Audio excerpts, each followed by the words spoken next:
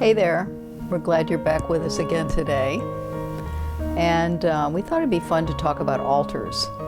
And sometimes when people hear the word altar, they think religion. I'm not speaking about religion, I'm speaking about some kind of platform or space where you're creating an energy that helps you remember what's important in your life and has meaning, and might be helping you feel good about yourself. Is it like honoring something? Yeah. Or honoring something about yourself? Or About yourself, or something that happened, or a path you want to grow on. I see.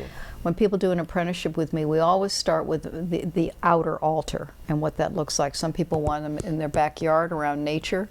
Some people put them in their bedroom. Some people put them in a special designated place in their office. And it's really a great way to find out where you're at, because your altar shifts and changes as you shift and change. And so some things that you might want to put on your altar, what I put on my altar always are fresh flowers. I'm like the queen of roses. I've got to have roses all around me all the time because they eat energy. All flowers eat negative energy. And so it's important to have them in your home, and green plants and greenery.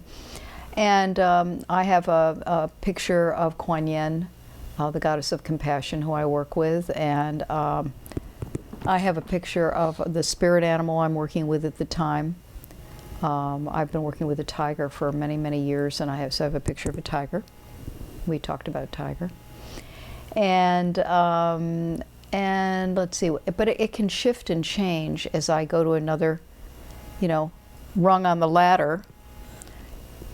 What I need to remember is shown to me through what's on the altar. And it's a great place to go and sit and, meditate, or just close your eyes, or if you have something that needs to be said out loud, it's a sacred place for you to reveal more of what's going on internally inside of you. And it's very private. It's really just for you. A lot of my clients say, well, I have kids, they're going to come, if I put it in my dressing room or my closet, they're going to go in my closet and they're going to see this thing and they're going to want to ask questions. I said, well, tell them what it is, and tell them that, you'll help them make one for them. They can have their own altar. I think that's a wonderful And this thing. is yours. And so I love to hear what my clients and my students choose to put on their altar, because it tells so much about who they are. Do you have an altar? Now, it doesn't have to look the way I'm describing it, but it's something, like I know you have lots of, I'm not going to use the word tchotchkes, but you have those. You could say that. Well, those funny, wonderful, doll-like beings, the females that people have given you through the years, that are like mini sculptures. Do you know what I'm talking about? I do. Yeah, that's an altar in a way too. Actually, I do, and without having planned it. Yeah. I do have. I have some. I do have a. Oh, not a hearth. What do you call that? A table? Well, no, I don't have Oh. it specifically, but I do have one designated place for some very special pieces that I have. And so when I walk past that, I look at that, I think about what each of those things means. And an altar can be very simple, or it can be very elaborate. Like if you go to Bali, they have altars everywhere in the streets, because they're in they're in a lot of ceremony. That's part of their culture. Giving back thanks to what has brought meaning in their life, and bounty in their life, and love in their life.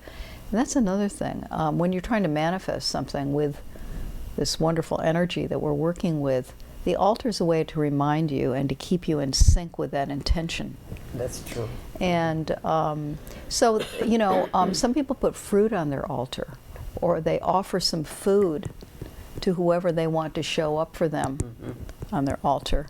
I think that's really cool. I haven't done There's food. so many different ways to do it. Yeah. You could put a medicine card. You could put your astrology chart. You could put a picture of yourself at a certain age that you're working on healing, or that you want to remember the wonderful feeling you felt at that age, or someone who's passed over, or a picture of a Yes. spirit animal. I mean, you know, it can go in so many different directions. I have a friend that put a huge thing of 2 big wings in the center of hers because she wants to feel more free. She wants to feel... What a reminder. Yeah. And some people put music on their altar. They'll put David Pramal or Carlos Nakai or one of the musicians that really pulls in that energy. And it's very healing. It's very nice to pray or meditate in front of it because it emanates that energy. A candle. It could just be as simple as a candle.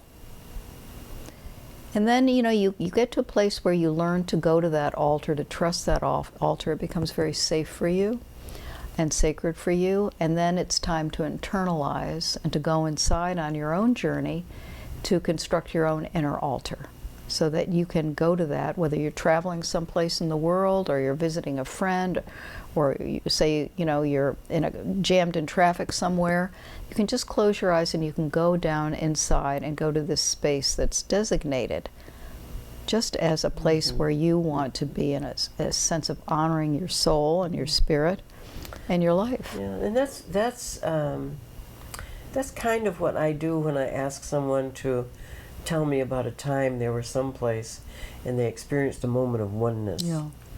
And when that picture is developed, there's a sense of such bliss inside. Isn't that lovely?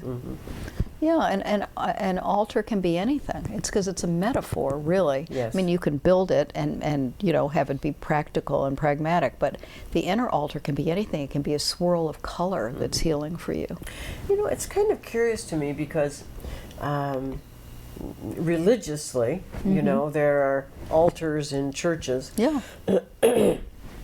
And when or where, what's the history with personal altars? Do you? I have no idea. You don't know. No. But I'm sure that it just, the stone that was used probably originally, because the altars were usually outside. That's true. I mean, what's outside of London, Stonehenge. Stonehenge. Those are all altars, and yet they're not flat like this. They're not Exactly. horizontal, but you know what they are because you feel the energy of them. Those have been there from the very beginning. So it seems. And we attributed meaning to them because we could feel the energy and it felt healing. Yeah. So that's really what we're talking about. It's a place to heal, you know. And I know so many people who have created altars in their homes and in their backyards and that kind of thing. And I do think it's a way for most of us to stay connected to spirit in some way. You know, it isn't... Totally. Yeah, it isn't that that's really we are, good. Yeah, it isn't that we are trying to create an altar like the Catholic Church or No. a temple or something No, like it's that. really a mirror to the depths of who you are and where you want to go. It's really a reminder, but it's a soft reminder. It's gentle. It's kind. It's loving. It's reaching out to you. It's asking you, what do you need? I'll be what you need. I mean, a candle, just in itself, lit, is so powerful for the subconscious and the I conscious agree. mind. And it's so easy to construct. You know, it's so easy to construct. Or maybe you have your favorite book on the table. Like I'll have one of Rumi's poems that I love, or Mary Oliver, or someone like that. And it just evokes that feeling inside. And maybe you just pass it by. Maybe you don't even sit down, but you notice that poem, and you're like, oh yeah, yeah. You know, earlier we were talking about poetry, and earlier today, Yeah. and you read that one poem Yeah. for me. Yeah. Maybe at some point you could read that for the viewers. Oh, relax. Yes. I wonder if I still have it. Do you want me to look and see if I have it? Well, Another time? another time. Yeah, I'll read poetry anytime. I love it. I know you And I love reading about Rumi and Hafiz and all the wonderful poets. Out beyond ideas. Of wrongdoing and right doing, Right-doing. there is a field. We'll meet you there. When the soul lies down in that grass, the world is too full to think about. Yeah. Namaste. No. Although That's what I say on my phone and have for 25 years. I do. I mean, I laugh because when I call you and know. you're not answering, I know. I say the whole thing with you. I know, and like I said, I think on our first segment of this wonderful thing we're doing, I said, you know, people will often say, I don't call to talk to you, I call to listen to Ruby. Yeah. No. And for a long time I thought Namaste and Aloha was part of the Did you really? No, Oh. I'm kidding. Yeah, you know, I mean, an altar is your heart's deepest wish Yes. in front of you. I agree. And it also draws to you these other realms that we've been talking about, spirit animals, and your ancestors on the other side can feel your energy. And sometimes just writing a prayer, you know, dear spirit, thank you, you know, for everything you give me. And I do think that when we're doing this kind of thing, it keeps us more in a state of consciousness and of positive consciousness, and the world around us has less negative impact on us. And it can have no impact on us Yes, if we really immerse ourselves in it. Exactly. That's one of the things I love so much about hypnosis too. Yeah.